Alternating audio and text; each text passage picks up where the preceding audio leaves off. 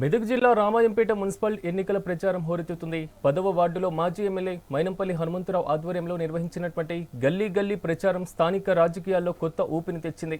రోడ్లు, డ్రైనేజ్, తాగునీరు వంటి మౌలిక వసతుల కల్పనే కాంగ్రెస్ పార్టీ ప్రధాన లక్ష్యమని ఈ సందర్భంగా నేతలు స్పష్టం చేశారు. భారీ సంఖ్యలో తరలివచ్చినటువంటి ప్రజలు, కార్యకర్తల నినాదాలతో రామాయంపేట పురవీధులు మారుమోగుతున్నాయి. ప్రజా సమస్యల పరిష్కారమే ధ్యేయంగా తమ అభ్యర్థులను గెలిపించాలని మైనంపల్లి ఓటర్లను కోరారు.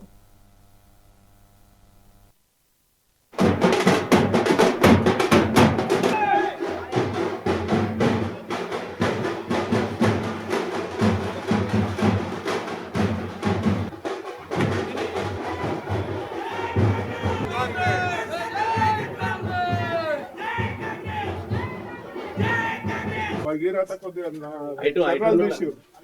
జనరల్ తీసి వస్తలే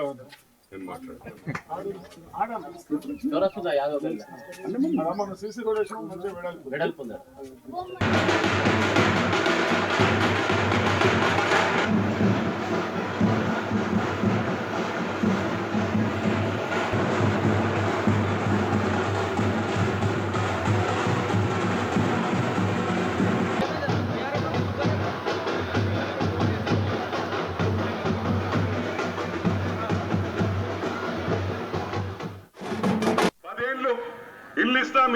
ఇల్లు ఇస్తామని వాళ్ళ సొంత నియోజకవర్గాల 3 మామ, అల్లుడు, కొడుకు నియోజకవర్గం డెవలప్ చేసుకుండ్రు. మొత్తం ఎవరి డబ్బులు అవన్నీ అక్కడ డబుల్ బెడ్రూమ్లు ఇచ్చిండ్రు. మీరు ఒక్కసారి గజ్వెల్కి పోయినరా అమ్మా, సిద్దిపేట పోయినరా? అక్కడ చౌరస్తాలు ఎట్లున్నాయి, ఔటర్ రింగ్ రోడ్ ఎట్లున్నాయి? మరి ఎవరి డబ్బులు అవి? మన డబ్బులన్నీ అటే డైవర్ట్ చేసిండ్రు. ఇవాళ కూడా ఒకటే విజ్ఞప్తి చేస్తా ఉన్నా, ప్రభుత్వం ఉన్నప్పుడే రోడ్లు వేయలే. ఇవాళ బీఆర్ఎస్ కోటేస్తే వేస్ట్ అవుతుందా కాదా?